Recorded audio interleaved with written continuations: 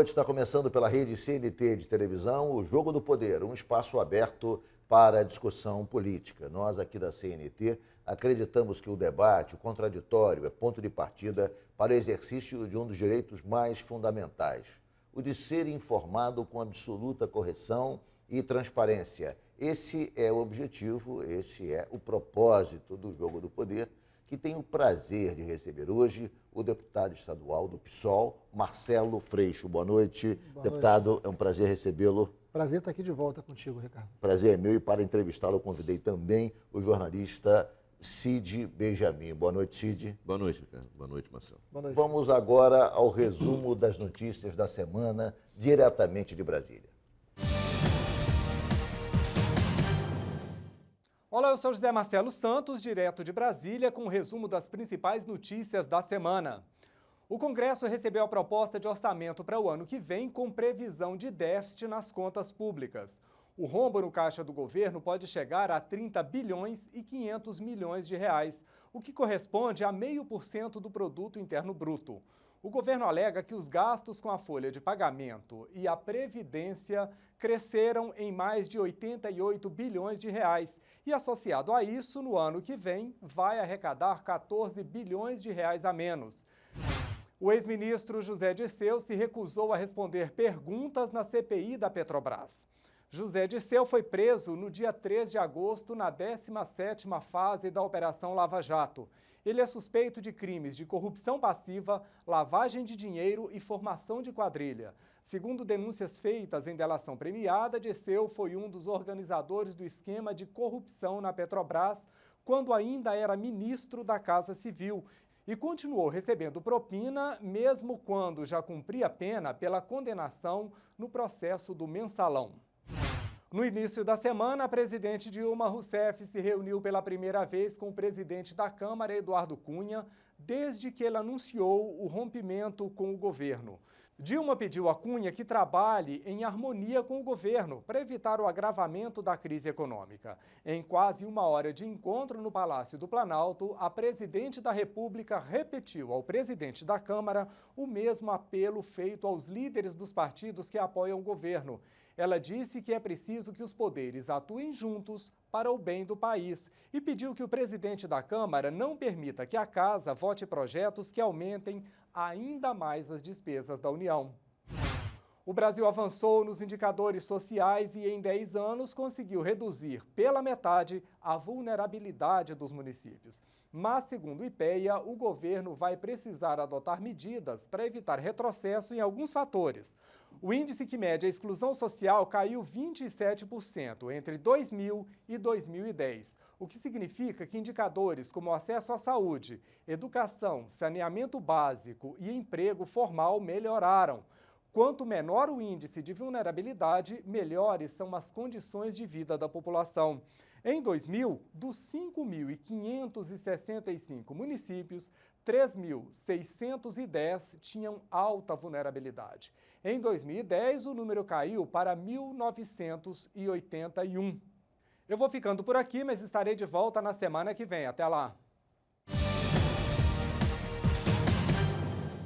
Voltamos então com o Jogo do Poder com o deputado Marcelo Freixo. Freixo, você, no segundo turno da eleição da presidente Dilma, declarou que votaria nela, ou seja, votou na presidente Dilma no segundo turno. A presidente Dilma enfrenta uma grave crise, uma crise de natureza ética, de natureza política, enfim. Você, hoje, se arrepende daquele voto ou não? Não, na verdade, eu votei na Dilma no segundo turno, porque o segundo turno, ele é isso, é voto e veto, né? Nós, no primeiro turno, apresentamos a candidatura, que foi muito bem, da Luciana Genro, que trouxe uma pauta que, se ela não fosse a candidata, não teria sido, né, trazida para o debate presidencial. E no segundo turno, nós tínhamos uma candidatura do Aécio Neves, uma candidatura do PSDB, que a gente conhece bem, que governou esse país, né, durante um bom tempo, que tem um determinado projeto, e que era muito claro na fala do Aécio, principalmente a temas muito caros a mim, né? Ele defendeu abertamente, expressamente, por exemplo, a privatização dos presídios, a redução da idade penal, né, entre outras questões que me custam muito, né? Você sabe que eu, enfim, tenho toda uma militância nessa área relacionada aos direitos humanos, e do outro lado você tinha uma candidatura da Dilma, onde, evidentemente, diversas contradições ali já se apresentavam. Mas o segundo turno é voto e é veto.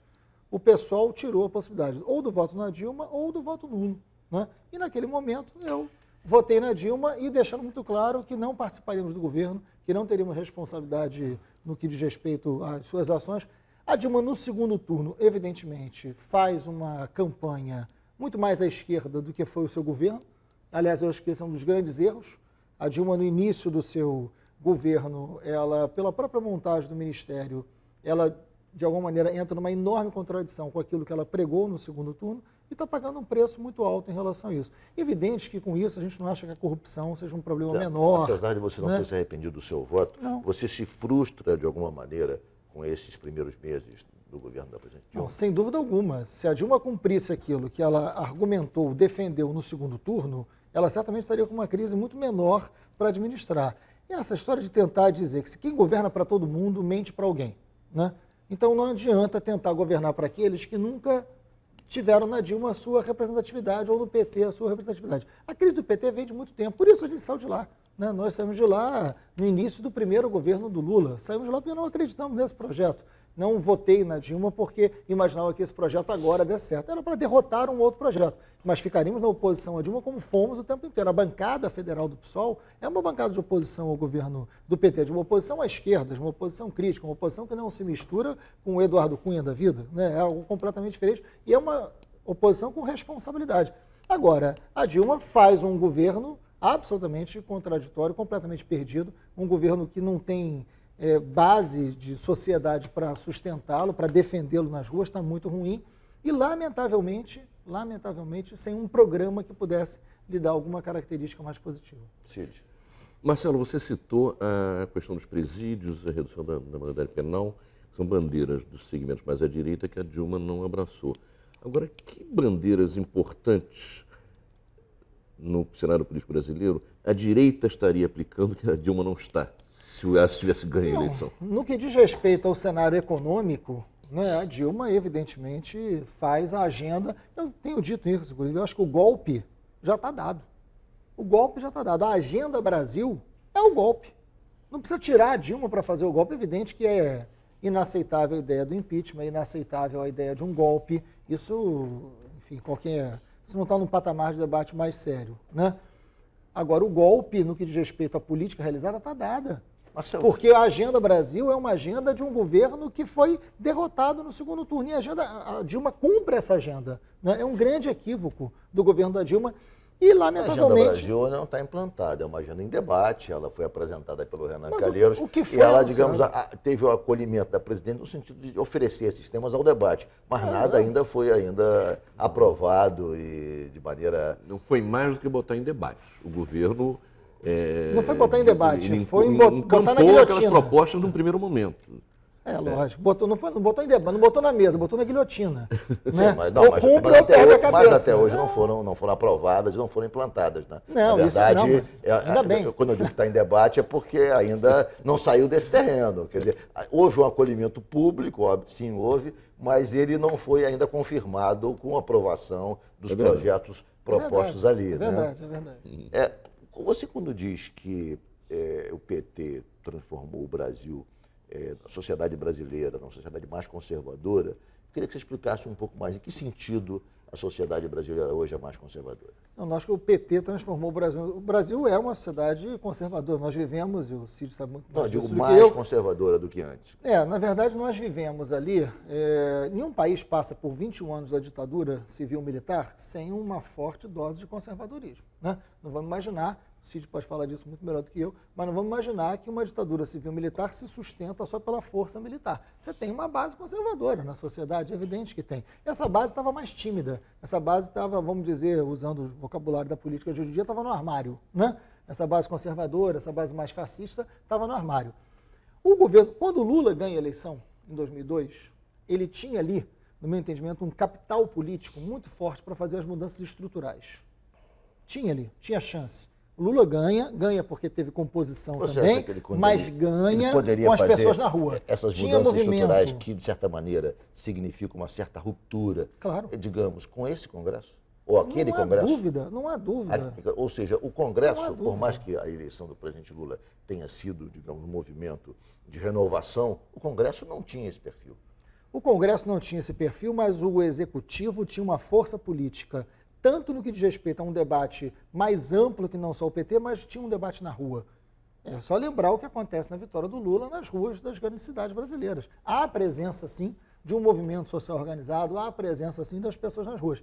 Isso foi abandonado pelo PT, por uma lógica de governabilidade que agora está ruindo, né? O Vladimir Safatli, que é um pensador da Universidade de São Paulo, muito querido de nós, ele tem uma análise muito interessante. Ele fala que esse modelo de governabilidade da nova república é isso que morreu. Tem uma política que está morrendo. E o PT está morrendo nesse sentido por essa política que ele fez a opção. É nesse sentido que é mais conservadora, daquilo que dá a oportunidade que perdeu, que deixou de fazer, né? E uma nova política surge que a gente sabe muito mais do que está morrendo do que o que está nascendo, né? E é sempre assim ao longo da história. O que é novo é mais difícil de ser compreendido. O que é velho é mais fácil. Essa política dos acordos, das cúpulas partidárias, da troca de cargos por tempo de TV, né? Da ausência de um programa político, da falta de transparência, da falta de participação, essa lógica política, da lógica da governabilidade, dos arranjos, onde você não mexe na estrutura, né? Onde você muda a tinta, mas não muda a parede, isso está ruindo, isso está morrendo, né? E é nesse sentido que eu acho que o PT, ou o governo do PT, deixou de cumprir um papel que poderia cumprir. Lamentavelmente, eu não comemoro isso, não me transformei num antipetista. Eu tenho muito respeito pela história que é longa do PT nesse processo de democracia do Brasil. Mas o seu governo fez uma opção que foi um grande equívoco. Eu vou fazer um rápido intervalo e o Jogo do Poder volta em 1 minuto.